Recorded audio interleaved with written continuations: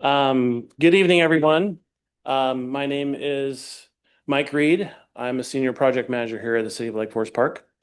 I'm managing this project, and some of you I recognize from being here last fall when we kind of had our neighborhood meeting and talked about the project as a whole and walls and a number of other things, components of that, the overall project. So tonight, thank you for everyone coming. We wanted to give a community update about where we're at with the project, talk about some new information, talk about just things that we've been doing since that time. Go ahead, Jessica, next slide.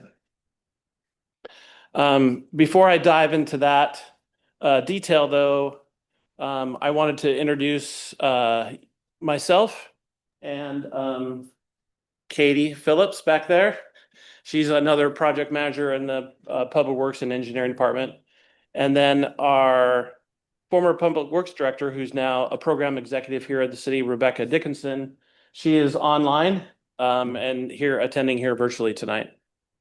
Hi, thank you, Mike. Welcome all. So we wanted to again give you a project status update and talk generally about schedule, discuss primarily detour and traffic management plans that we've been working on as part of the project. Next, please. I did want to remind us a little bit, just a couple slides here about our project history. The city back in 2003 proposed a signal at this intersection and sought state funding and approval as part of that. That project was not approved, or it didn't meet warrants at that time to make any improvements. In 2018, the city modified its intersection treatment to Roundabout proposal and received initial funds to begin planning that just before COVID. During COVID and up until 2025, there were a number of public outreach efforts, a lot of design, environmental review, a lot of planning, right-of-way processes were started, and there were a number of state and WashDOT grants that the city applied to and was awarded to complete the project. And then finally, project design was completed in early 2025, which led to the award of the contract in fall of 2025 with the lowest bidder. Next. Again, real quick, why a roundabout? They're very efficient in their operations of traffic. They balance demand among the various intersection approaches, creating a much safer intersection treatment. There's really significant long-term maintenance cost savings with a roundabout. You don't have to go out and reprogram signals or put signal heads back up that get knocked over by vehicles. And there's a lot of issues just with keeping power around in this community. I live in Shoreline, 2 blocks out Lake Forest Park, and so we're always constantly having power outages. So there's a lot of just maintenance savings. Pedestrian crossing safety. Existing conditions don't provide a lot of guidance to pedestrians or facilities themselves.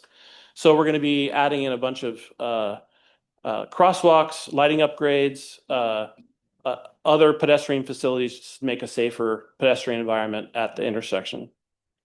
And one of the most important factors in a roundabout is just the significant reduction in crash risk and severity.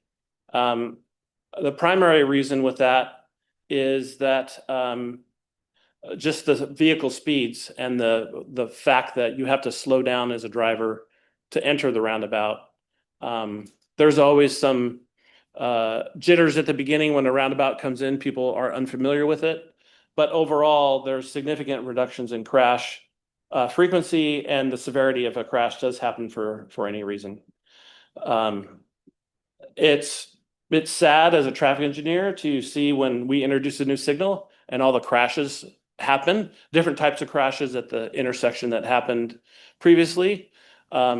And so a lot of severity increases when you change from a signal to stop control. So this is a treatment that's found to significantly reduce that.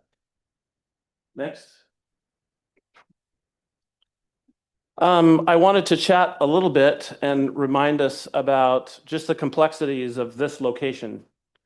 Um, Outside the intersection control, there's it's surprising how many utilities and critical utilities are going through or above or around the intersection at this location. Uh, just to remind ourselves, intersection control is always going to be stop and yield to any vehicle that's in the circulating flow and for pedestrians in advance of the intersection. Um, of course, with any new impervious surface or changes to impervious surfaces, we have to detain, treat, and then release water back into the receiving bodies at or below previous levels and clean. So as part of that, there's a huge rectangular blue blocks that you see in the middle of the roundabout that's going to be a detention vault underneath the intersection. Um, as many of you know, there's a lot of retaining walls that transition, or there's a lot of topography through the intersection. So retaining walls, as we kind of push and align the intersection properly, that need to be constructed just to preserve existing homes and minimize the right-of-way impacts that were being created. New street lighting outside of just upgrades to the other pedestrian safety. There's a number of new street lights that are going to be placed throughout the intersection to upgrade lighting. One of the other components, whenever you are making a major infrastructure improvement like this, you always consider other utilities that might also need upgrades. So as part of this project, the Lake Forest Park Water District, which is one of four in the city of Lake Forest Park, we're going to be upgrading, or they're going to be upgrading their main as part of the project, which part of it relates to just a replacement of a pipe and the sizing of a pipe, but also we have some slight realignment to avoid the detention vault in the middle of the intersection. Tree canopy. There's going to be tree impacts as part of this project. We talked about those tree impacts at our last meeting. And primarily those are going to be off-site, but we're now looking into some tree replacement, canopy replacement at the intersection itself as part of the project. So a lot going on. So let me, before I start with the rest of the presentation, I wanted to first kind of step back and kind of give you a schedule update. So we were hoping to have liftoff with the project by now, but shortly after we engaged in more direct conversations with our contractor and started talking with utilities and looking at some of the conflicts that are out there, currently we had to slow down and redesign some Seattle City Light pole locations. We have to do some tweaks on the water line to our design anyway. We wanted to make sure we didn't start moving dirt and everything and then have the project sit while we resolved a bunch of conflicts. So there's a number of those components just that we had to consider and make sure we got things right. The other part of that has that we're working on finalizing with the contractor right now. There's a sequence of events that have to happen whenever you're redoing an intersection and making all these improvements. You can't just turn utilities loose and have them all work in their own ways just because there's underground, above ground, and overhead conflicts no matter where you go. So some of the things we had to reconsider as part of the Seattle City Light is we had a couple poles that were had been relocated, but they were going to be in conflict with installing the vault, as an example, or installing these huge steel beams that need to get inserted into the ground to in the north east corner of the intersection on 40th Place. There's a number, those are all soldier pile walls, and some of the beams are 30 to 35 feet in deep. And so we have to lift them up in the air and drop them into an augured hole and set them in concrete. And that would be in conflict with the power up above that's there currently. So there's all these staging and sequencing things that we also had to consider that hadn't been um, fully understood, I guess. Um, and so working in close coordination with our contractor, I'm going to overview kind of the big picture work zone areas that we're going to be establishing, what that's going to take. Um, but we're hoping to get lift off on the project here in the next 2 months or less. But probably we're hoping by the end of July, early August. That's our hope right now and our goal. So next slide. Um, so this is an exhibit of basically a work zone that's going to start in the southeast quadrant of the site where we have to build our first retaining wall. And it's going to start in that location and it's going to go in a counterclockwise direction around the intersection. So it's going to start southeast, northeast, then northwest. So not all of this area is going to be touched at once, but this is going to be an area that's going to be transitioned as we have to move through building a wall, moving a water line that needs to be lowered 7 feet, building another wall, transitioning a road, a temporary road that in this case you see in the exhibit that is shown in this location. We need to maintain access to 184th Street. So there's a road that's temporarily built. Thank you, Jessica. That's kind of in the south, up against the existing kind of radius of the intersection there. So that road is going to move several times throughout the course of that work zone to make things, to make EVA access to the homes, to make the residents have access to the homes. And it also, because of the grade transition that we have through there, it's going to take time to slowly move through there, put in the new water line, transition through, maintain a gas line. There's just a lot of things that's going on in that location. So as part of that discussion and realization is that during this first phase of work where there's going to be, the words are kind of small, there's going to be tree removal, grading, wall construction, and utility relocations going on all at once. We found that the safest way and the most expedient way to make this work, at least in the eastern side of this intersection and northern side, is we would need to reduce 40th Place Northeast to a single lane. And so as part of that, we needed to decide how that was going to operate. Is it going to be flagged, one way, trying to maintain flow and queue up people on either side of the location? That's not very efficient. And we need to create a work zone because we have to rebuild all the intersection corners. So you see conceptually, SR 104 is squeezed down to 2 lanes or 2 lanes, 1 lane in each direction. So we're not closing 104 during a majority of the work. We're going to maintain flow, but right now it's 3 lanes in there. We're going to squeeze it down to 2 to provide efficiency and safety for everyone. Jessica, next slide.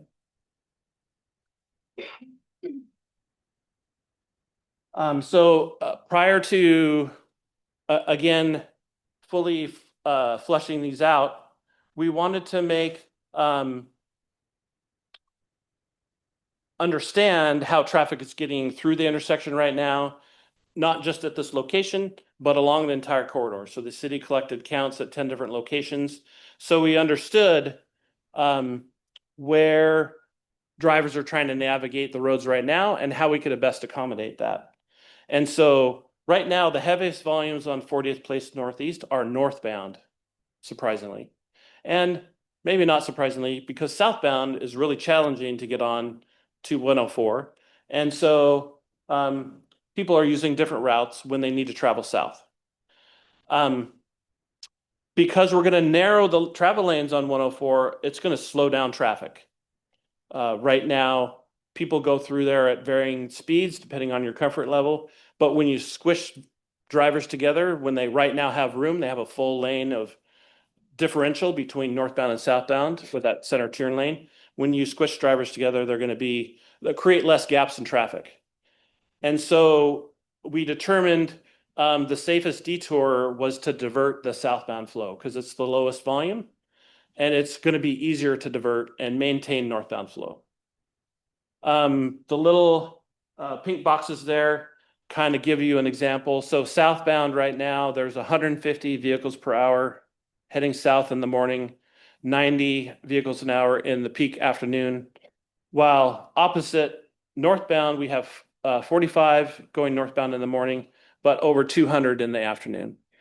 Using that corridor, they're coming off Highway 20 and going north. Excuse me, Highway 104. My wife told me about a Highway 20 wildfire just a little bit ago, so I have a different state route in my head right now. Next slide, please.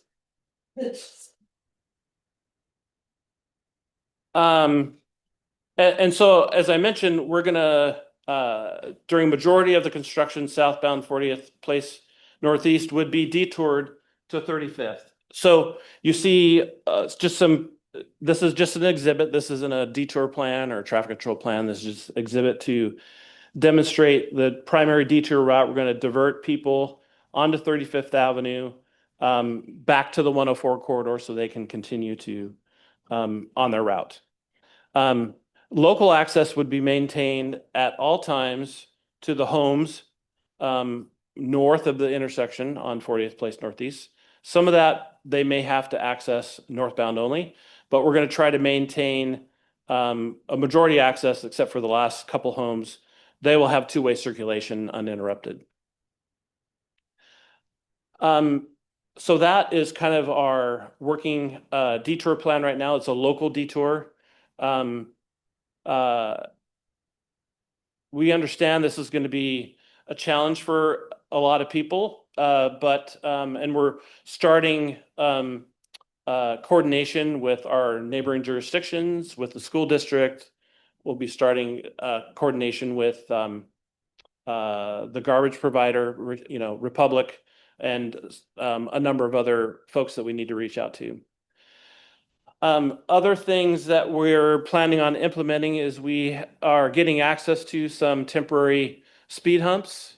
If you know what a speed hump is, a speed table, it's kind of a parabolic, curved, hard rubber, hard plastic device that we're going to be installing at a couple locations.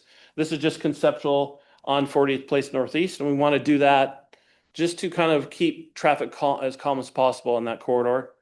We're also planning on installing some temp speed humps on 40th Avenue Northeast, south of 104, just prior to the intersection.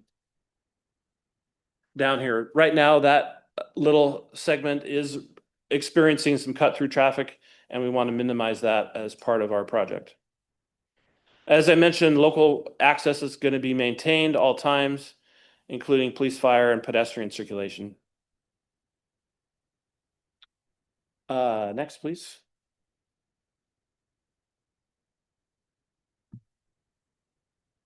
As I mentioned, that's going to be a majority of the configuration, two-way flow on SR 104, and 40th Avenue, or excuse me, 40th Place Northeast would be northbound only.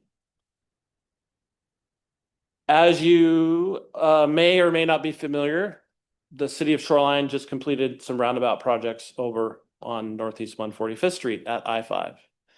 And or I completed as I don't think they're done yet, but they're getting close. But during the course of that work, they had to make some pretty significant closures or full closures during the course of the construction. And initially, that's what our contractor proposed just for efficiency. And we said, no, that's not going to be acceptable, just because, up to 2 weeks of a full closure of this corridor and intersection just won't be palatable to our community. As you're aware, Lake Forest Park doesn't have a grid system of roads. So we can't quickly divert from one roadway to another, let alone from one major arterial to another location. So we expressed to them, this has been ongoing for the past several months, the need to do a partial closure, build a majority of the intersection, which involves kind of those last bit components where we have concrete splitter islands, the center island, plantings, a lot of those components that are, when they're curing, when they first go in, they shouldn't be driven over. So we need to have a safe work zone for all those little tiny details to get put in place and to do those things in a safe manner. And so what we have determined that we're working with all of our interjurisdictional partners right now is that during this final piece of building, completing the roundabout, a single lane on 104 would be provided, southbound only. And we are going to have to work as a group with our other neighbors, which we just had a meeting this morning with Kenmore, our second meeting with them, about what other routes we can utilize to capture people well in advance of Lake Forest Park and divert them through Kenmore. And so in our discussions, we've identified two different routes to kind of capture and get them to points that they would have otherwise normally taken on 104 to resolve that. Our goal is to try to find multiple locations that are palatable to our community and our neighbors and our local community, and capture those folks in advance so they don't all show up on 104 and still try to squeeze through the other detour that we're working with Shoreline to decide how to best facilitate that. So anyway, that is our primary plan to build 3/4 of the intersection during the final stages of the project. And when I say final stages, that is in the 30 to 40 day period. This would be in a partial closure type of operation. Next. And that same period would also, that 30 to 40 day period would also be the time where we would build 3/4 of the intersection. We would shift that flow that is southbound to the, like you're driving in England, just on the other side of the roundabout. But we'd shift the flow to the other side of the roundabout and then build that last quarter of the intersection. Again, maintaining access as to all of our local residents and keeping the same patterns in place because we don't want to disrupt people's behavior. Remember, this project's going to take 18 months plus or minus. So we don't want to change things every other month and get people conflicted about, okay, which way do I go today? I just took a vacation. Now my detours changed. We want to keep things as consistent as possible. Final one. So our last work zone is a full closure. The full closure, however, is just to complete final paving, channelization, and some other things that would all be done at night. So we wouldn't be closing the full intersection at any time during people's normal daytime hours, but we would be interrupting people's overnight hours, and we have to divert them to another route, which we're also working on with other partners. Ultimately, because this is a state route, once we get an understanding between ourselves, our neighboring jurisdictions, King County Metro, the school district, we have to ultimately get it accepted and approved by the Washington State Department of Transportation because we're taking off all that regional traffic and pushing it into another point of the same state route. And so some signal timing may need to be done. They may say, let's not do this, let's do something else. But we're going to have those conversations here in the next couple of months in earnest and have some not full plans, but a conceptual approval before we really get liftoff on this project. So that was a lot of information. I'm open to taking questions. Yes, sir. Or yes, ma'am.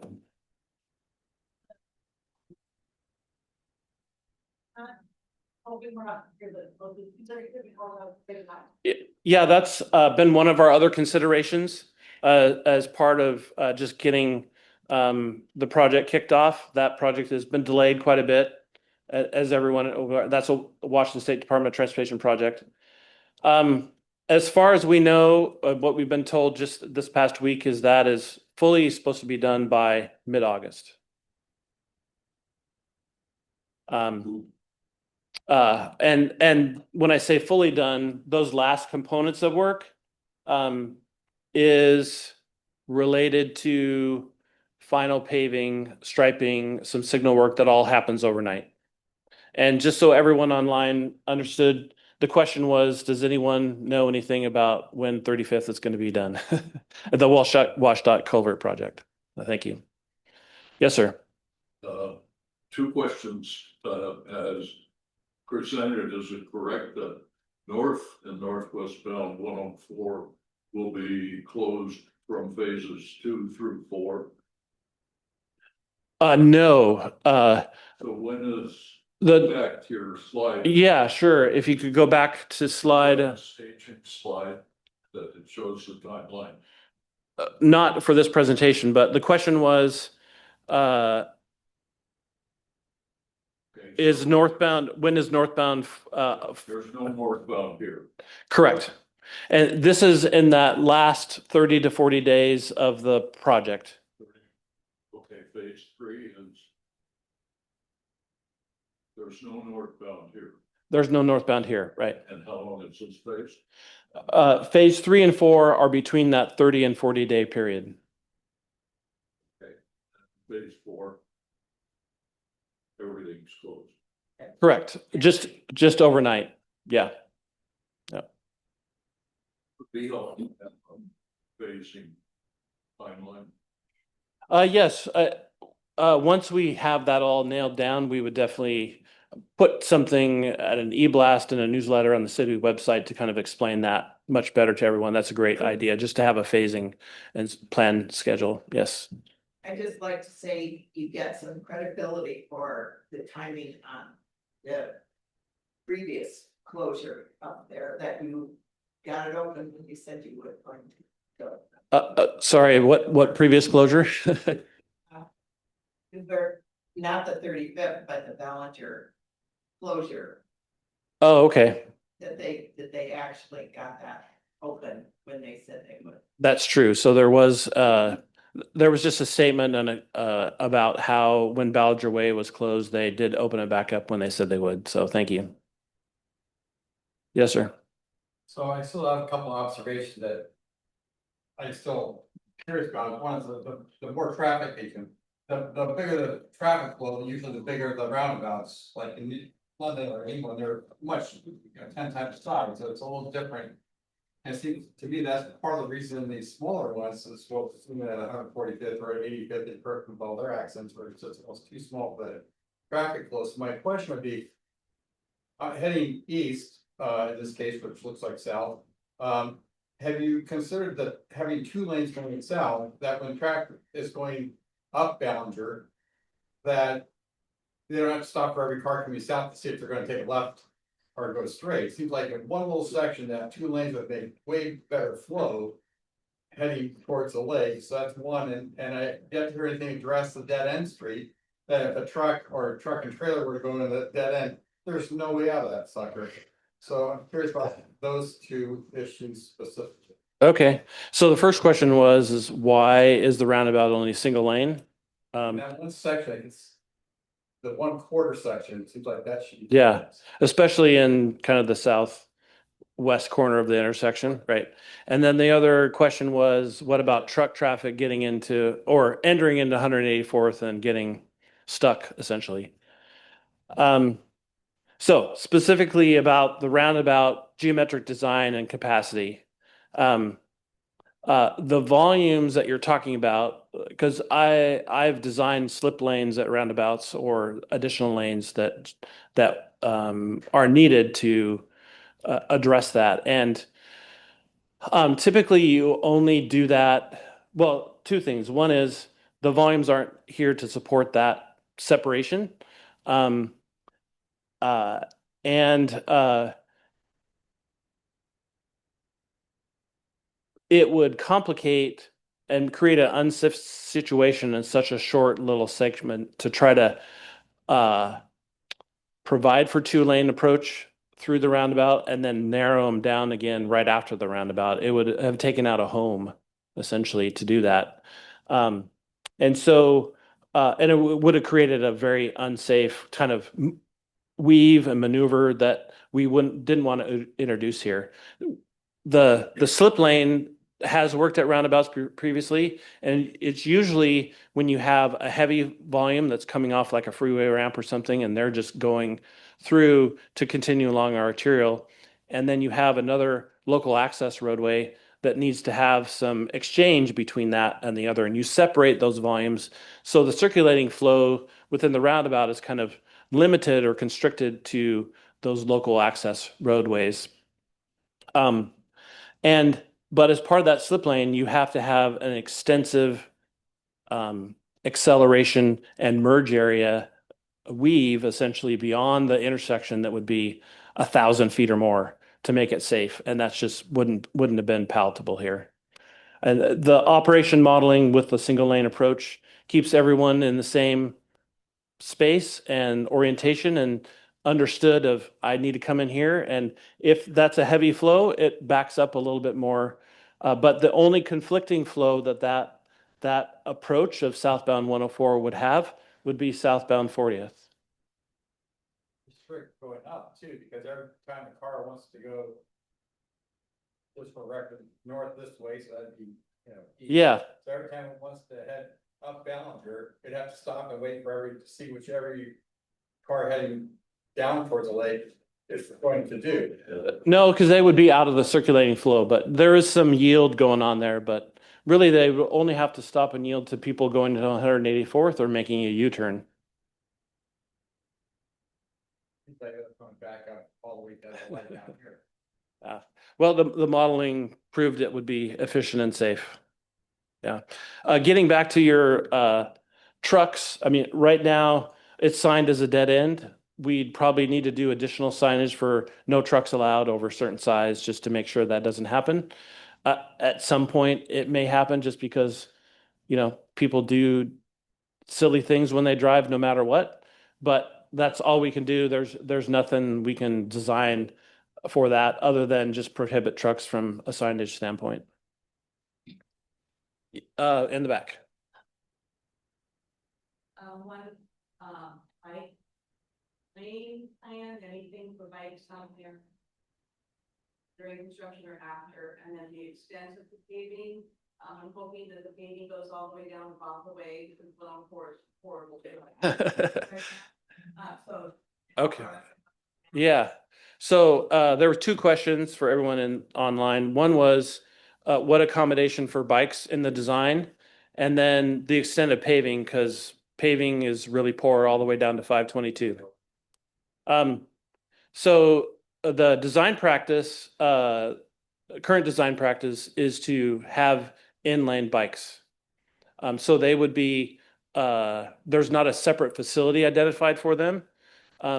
Design practice 10 years ago was to take the bike out of the traveled way, put it up into the sidewalk, put it back onto the traveled way, or have to go through dismount, get through a series of crosswalks to get onto the leg that they needed to go. That's no longer the state of the practice. So this roundabout is designed to have the bikes stay in the traveled way, act as a vehicle because they're a vehicle when they arrive. During construction, yeah, during construction. So yeah, we wouldn't advise biking along this corridor during construction. So your other question is a great one about paving between here, or the extents. The paving limits are pretty much defined in this last graphic that we're looking at right here. The city multiple times a year has meetings or reminders to WashDOT that pavement conditions have deteriorated beyond reasonable along this corridor. And my own research found the last paving work that was done was in 2001 on this corridor. So it's really a long time ago. And the state continues to have the same responses. We're not dedicating any funds to do that. So the city just started its annual transportation improvement plan. You may have heard about it through council or other public information. But one of the priority urban arterial improvements that the city has put forth is basically to complete, or I won't use the word complete because I'm going to repeat myself, but to construct a complete street from this roundabout all the way down to 522. And we're doing that a couple things. The Lake Forest Park Water District has to replace their main on that same section. So it wouldn't make sense for them to disrupt a quarter or a third of the pavement and have a water line project without us doing rebuilding the entire street and making it a complete street with a separate paths for bikes and pedestrians, a little calmer streetscape for just drivers in general, some transit improvements, lighting, vegetation, all those things that we need for a complete street. So it's not a small project, and it's going to take some time to fund and design and build. But we just had a meeting with the TIB, which is the Transportation Improvement Board of the state of Washington, who is part of the DOT, but doesn't work with the DOT because they take so long to do things. So I'm just sharing what information we heard.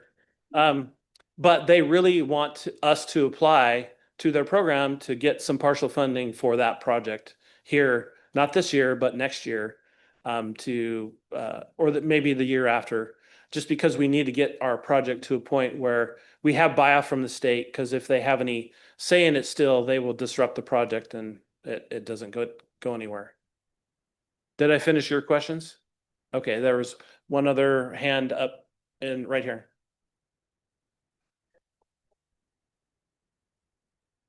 Northbound, that the duration of the 15 or so months, or is that?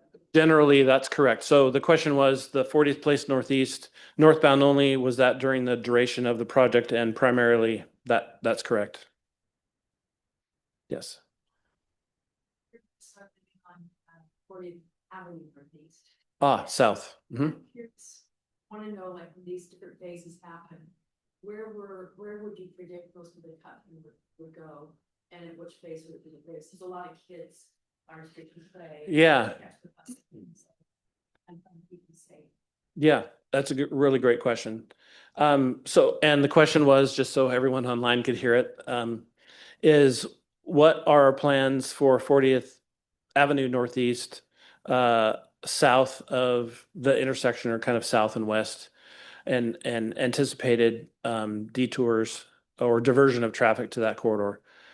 So a majority of the construction, again, the only closure we're making is southbound 40th Place Northeast, and they're getting shuffled to 35th Avenue to get back to the corridor. We're looking at detailed traffic control plans right now that cover a majority of the work. And one of the things we're doing is putting in some additional measures beyond the beyond the speed humps that we located or talked about tonight, to put in some, whether or not it ends up being what's called a type 3 barricade, to like say this is local access only, which is being done right now on 35th Avenue as part of the WashDOT project. So we might end up doing something as strong as that, just to kind of preserve the integrity of that particular street, because it's being partially used as a cut through right now. And the other thing, just to kind of make you aware, is ever since the Revive I-5 project has started on the Ship Canal Bridge, and they've closed the southbound express lanes, the city of Lake Forest Park has seen a significant increase in volume coming through the community. And I've noticed it because I bike to work. I drive to work sometimes. But the queues on southbound 104 getting to 522 are now back up past 40th Avenue Northeast on a regular and continuous basis, and sometimes all the way back to Lake Forest Park Elementary. as during certain times. And that has just happened in the past 4 months. There was another hand up. You, sir. We are seeing significant hunting traffic already for the start. What street was that again? I didn't hear it. Oh, okay, the 40th. Okay. If on beaches this level, we are looking to implement local access on, because I don't want it to get that level. And then we have to wait another 6 months for the city to decide, oh, maybe we need to do something more than temporary speed bump. Traffic is significant on our street right now already. Significant speeds. I've almost been hit twice on my street. So I just don't want to wait till it gets so bad and the city says, oh, it's time to start thinking about doing some mitigation here. It's kind of because even when you go down to like 2 lanes instead of 3, things are gonna slow down through that bottom lane. And ours is gonna be the first street where that traffic. No, I understand that. And the question was, at what point or what volume would you consider implementing a local access only configuration on that approach? And I don't have an answer for that right off the top of my head. You know, I know because I'm part of the traffic calming group at the city as well, that has been expressed to that group previously. And, you know, it's one of the things under consideration in that larger context. But I don't have an answer if, you know, the city is going to do something prior to that, or we can definitely, the difference between how WashDOT has run their project and at least more recently, the city's had a lot more control over traffic control over there. But the city is going to be in charge of this contractor monitoring the traffic. Our police force is going to be monitoring the traffic and diversion. So we'll be able to react quickly, much more so than WashDOT will in terms of if an issue comes up. That's what I can share with you right now, but there's not an exact trigger or point that I'm aware of that we would say yes or no. But we definitely there were a number of other reasons why that was done on 35th as part of the WashDOT culvert project that I won't go into tonight. But you know, we're recording this and taking the information, and that's one thing we'll put into the consideration. You're new, and then I'll go back to you. Go ahead. Along those same lines, I'm in that same street. Okay. I know there was talk years ago, and it's still, I believe, being talked about a crosswalk on 178, right at the corner of 40th and 178. And so along with the uptick in traffic, that will probably occur. A lot of people go up side up by the church. Yes, 178th. Mm-hmm. No, 178, and then the church goes on the other Oh, that's Brookside. side. To go that way, because you don't even have to turn at the light. So you can just cut through there and then they go 170. So I feel like that will be when they don't want to wait at the light because it's backed up. So they'll go outside to 178, which I've noticed again with maybe the I-5 situation, that there's a large line of traffic on 178 during rush hour. So in order for our children to get across the street safely, I know our neighbors asked that her daughter is going to be participating and helping crosswalks at Brookside. And so she needs to walk to school before the bus will pick her up to participate in this. But there's not a safe crosswalk At that location, yeah. Like miles to school, which is Yeah. Walk to school, yes. So I believe it's been on the agenda a lot for many years. And this would be an excellent opportunity to push it through. Okay, well, let me try to repeat all that. And so I think the primary question is, has the city, is it on a list or has the city installing a crosswalk across 178th from 182nd to the south side? So to get access to the church and the school and the park and primarily to the elementary school. I don't have an immediate answer for that, but I have my business cards up here. So if you want to email me that question, I mean, it's going to be on our list. Katie's taking notes. Yeah, and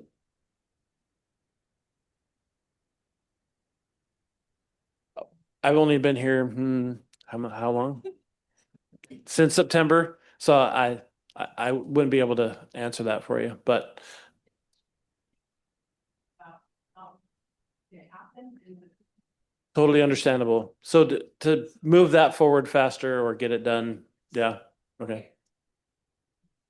Just talk, the question is just to, yeah, it's not just a children safe walk route, but it's also just a general pedestrian. I bike that corridor because I live in it.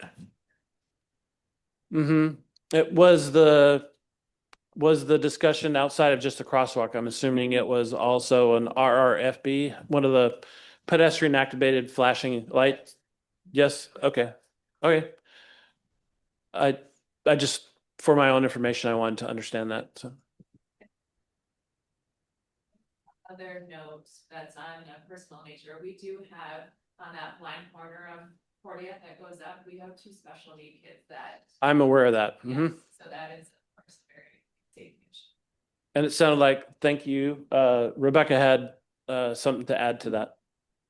I just wanted to add to this citizen and then also to anybody else in the audience who has additional requests or requests for improvements outside of this project.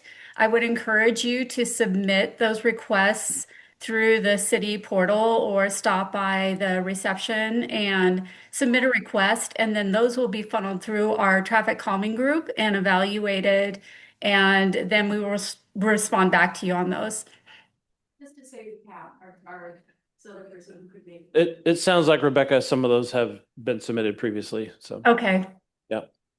We'll check with again, I'm fairly new to the city and there's a lot of history here that you're all aware of and I'm not. So one more, yeah, go ahead.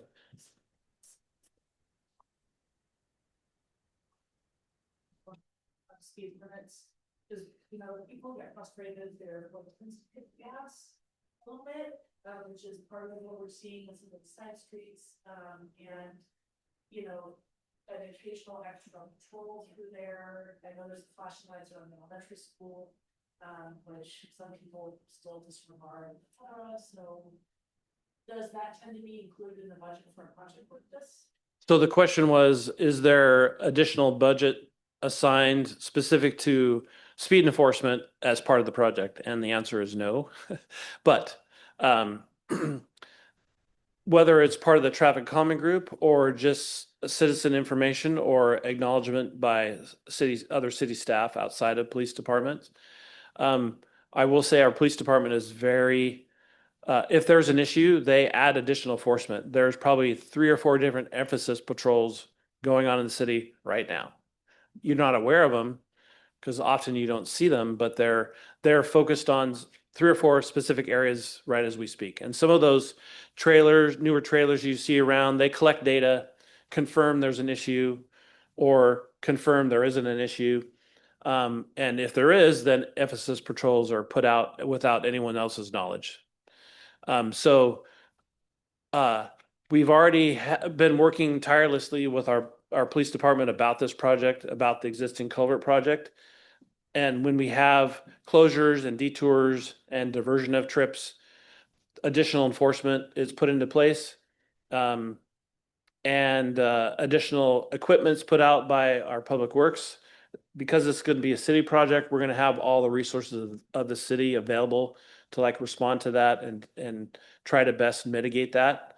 I'm not going to say it's going to be a difficult project for everyone to get through, but at least we have a very responsive PD and we're already making plans to kind of position officers in certain geographic locations to respond to certain things. And again, when they have time, those patrols are definitely a priority. So I got 3 hands that went up all at once. I'll start in the back. You, sir.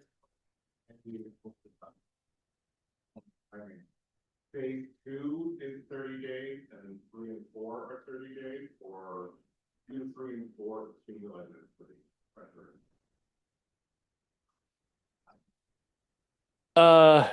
Good question. So the question is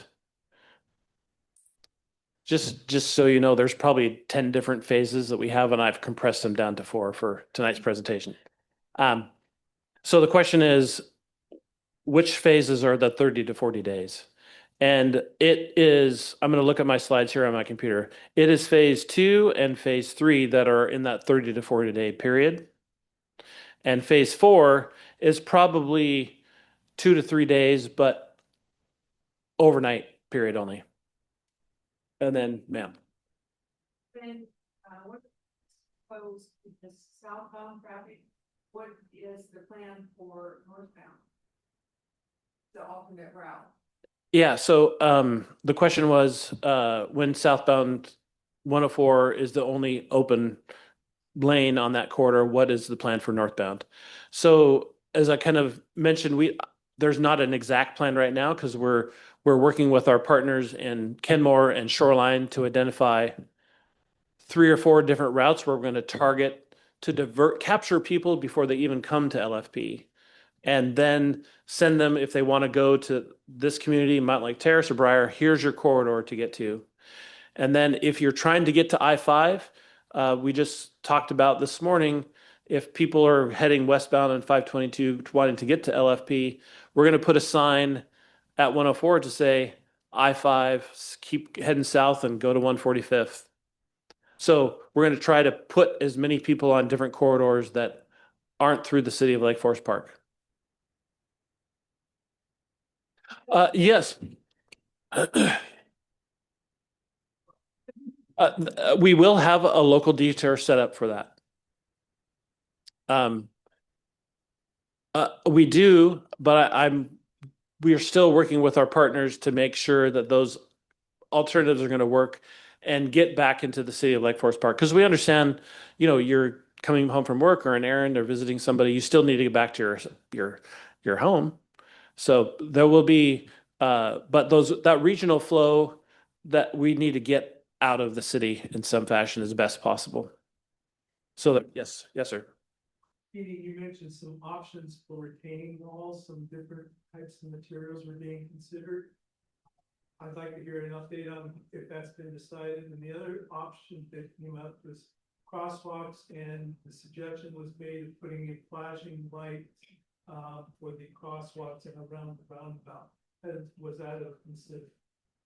Yeah, so there are 2 questions that I'll answer real briefly related to the walls, the types of walls, and then the pedestrian activated push buttons at the roundabout itself. The wall designs, there's 2 basic wall types. One is the soldier pile wall, and the other is a gravity block wall, which is just, kind of a typical block wall that it is engineered to be taller than your normal wall in your house. So those are the 2 basic types, and the only thing that hasn't been developed or finalized yet is the fascia cover for the soldier pile walls, and we need to get some samples from the contractor when we're doing construction. Excuse me, before we finally finish those wall fronts. Your other question was, remind me. The activated. Oh, the activated push. Yes, we're as part of a change order. Because we're having to reorganize a bunch of work activities. As part of the change order, we're at a minimum going to put in the infrastructure to install that system on all the crosswalks as part of this project. And it may be that we can install it later. Or as part of the project, we're not quite sure, but at a minimum, we'll get the infrastructure in place so we're not tearing up stuff in a couple of years to put in the push buttons. And then you, sir. My name is Jim Stetzer. I live in the war zone on 35th. I'm thankful that the street finally got closed so I can sleep at night. I am curious where the contractor will be staging equipment and materials for the Roundabout project. And I'm hoping they're not leaving their stuff at their current project. Because you'll hear from them. So the question is, where is the contractor going to be staging, and if they're going to be using the washout culvert project site? None of the materials or equipment that are going to be used for this project are going to be stored anywhere else other than the site. And so, Jessica, if you want to go up to slide 6, maybe page 6. Again, this represents the entire work zone in kind of the eastern and northern sections. But as we transition in there, the staging of equipment and materials is all going to occur within the immediate work zone. We're going to have challenges getting some of those large trucks with the long steel beams. We have, what was it, 180,000 pounds of steel that's getting is at the shop right now getting painted and coated. There's a lot of material coming in. So as for the WashDOT site, that's not our project. So I'm assuming that as part of the contract, when the contract ends, they have to remove all the materials from that site. But again, I'm not privy to those details at the WashDOT site. But you are saying that from your understanding of this project, all material, all heavy equipment and the like will be cited at this project. Correct. Yep, that's what the contractor has told us. And the contractor is Johansson. It is Johansson, yes. I'm sure you do. Oh, good. And I think there was one more question or one. Yeah. Where the retaining wall will be, the heights, and tell us what the heights are. I'll just answer that real quick. So the question was retaining walls and heights. If you want to go to. Got it. Perfect. Thank you, Jessica. And then we're right at 7:30. I'm gonna go to ask Jessica if there's any questions from the online audience. Okay, cool. So do we have a laser pointer here? Oh, perfect. I don't know if it'll work on the screen. No, it doesn't. Sure, thanks, Katie. So in the northwest corner, or northeast corner, yes. That is a soldier pile wall, and that is out near that kind of angle right at the intersection. That's going to be the tallest point of the wall. And above grade, it's probably 15 feet. But then as the catches grade, it's going to go lower back down to 4 or 5 feet, which is there's a current rockery out there that's about that same height right now. And then it'll disappear into the hillside because 40th Place Northeast goes up to away from the intersection. The other wall, let's just take the one in the northwest corner there that's really curvilinear. That's a gravity block wall. And at its highest point, it's probably 4 or 5 feet above grade. The wall extends below the grade to provide some foundation footing, but then it's going to be exposed about that tall. Over flammable, that way the critical or the exceptional that is first being removed. There's trees being removed on all 4 corners of the intersection. There. It's right there. There, you're asking about a tree. Well, we're not going to talk about that right now. We're here to talk about detour planning, but I'm happy to answer that question offline for you.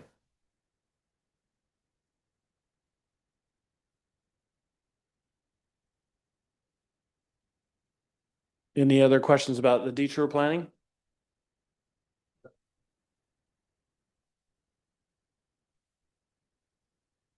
Copy, thank you. The retaining wall. The one down there, what you mentioned. Oh, southeast, that's a soldier pile wall. I think the tallest it's going to be is 6 to 7 feet at the most. West wall, or west. The northwest wall. Yeah, do you know where there's a Seattle City light pole out there right now that's strapped to another one that's barely hanging on? Yeah, it's just beyond that. Just beyond that. Yeah. I don't know the distance, but I have a reference point for you. Are these walkways or bike lanes on the other side of the wall, or are they all on the inside? S- Sorry, repeat that question. See the walkways on the opposite side to the, away from the traffic, so to speak. No, they're all up, all the walkways and sidewalks are adjacent to traffic.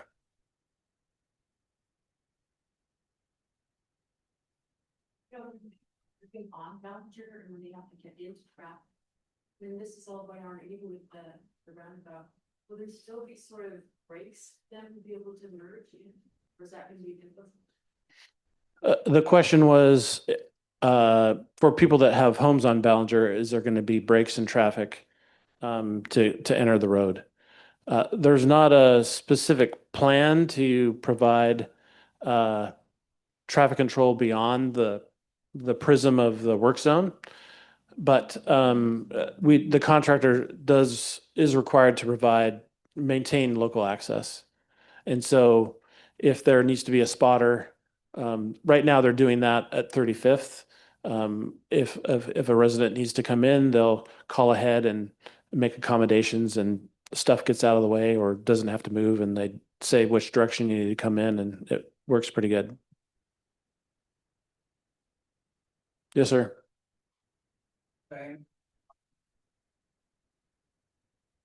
Off the top of my head, I don't know that, but I can answer that question after um, in email or something after I can, research it for you.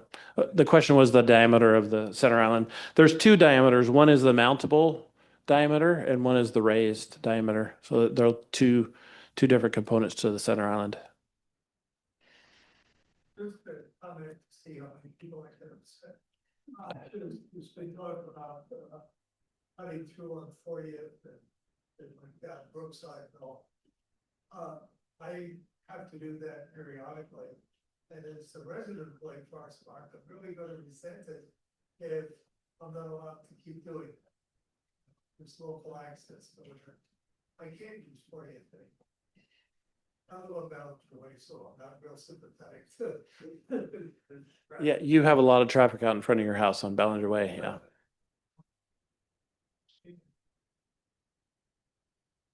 I felt the same way going up 35th where the local access only where I couldn't cut through.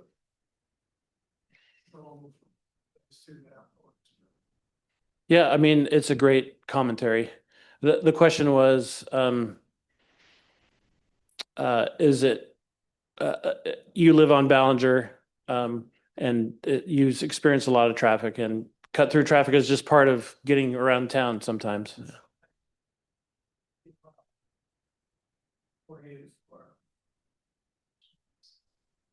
Resident, you said Yeah, that's fair.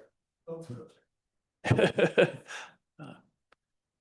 Um, Jessica, did we get any questions or no? Okay. Well, if anyone, that concludes my presentation. I appreciate you all coming. I'm happy to answer any other questions. I'll stay around for a bit. And I wanted to specifically to the true question. I'm not sure which tree you're talking about, so I just want to make sure I answer your question properly. So that's why I wanted to. Oh yeah, or we can understand which there's a lot of trees. So I just want to make sure I'm understanding which tree you're asking about. But thank you all for coming. We appreciate your time and effort and comment and concerns. Thank you for doing it.